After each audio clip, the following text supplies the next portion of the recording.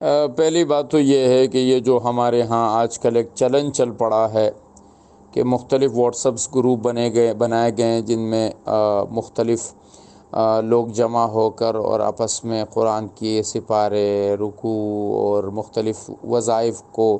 تقسیم کر کے پھر اس کو جمع کر کے اور پھر ایک اجتماعی دعا کوئی شخص کراتا ہے۔ یہ جو سلسلہ چل پڑا ہے یہ سلسلہ کوئی خیر کا نہیں ہے۔ حضرت عبداللہ بن مسعود رضی اللہ عنہ فرماتے تھے کہ ہر خیر کا چاہنے والا خیر کو نہیں پاتا،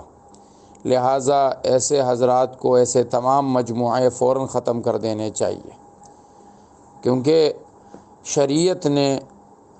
جو اجتماعی عبادات دیے ہیں ان اجتماعی عبادات کو آپ علیہ الصلاۃ والسلام اور آپ کے صحابہ نے جس طرح سے کیا ہے انہی طریقوں سے ان اعمال کو کرتے رہنا چاہیے۔ اس کے بعد ان طریقوں میں کوئی نئے ایجادات اپنی طرف سے پیدا کرنا یہ خیر کا راستہ نہیں ہے، بدعت کا راستہ ہے۔ لہٰذا ایسے جتنے بھی گروپس بنائے گئے ہیں ان تمام گروپس کو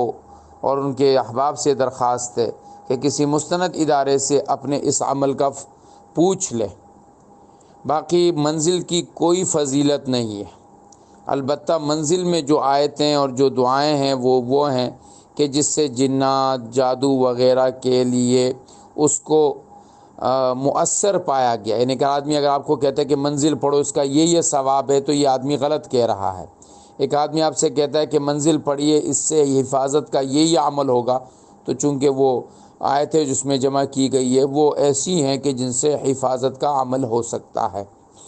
ایسے ہی رقیہ شرعیہ کو بھی پڑھنے کا الگ سے کوئی ثواب نہیں ہے، قرآن کی آیتیں ہیں، لیکن حفاظت کی غرض سے، جنات، جادو کی غرض سے اس کے پڑھنے کی گنجائش ہے۔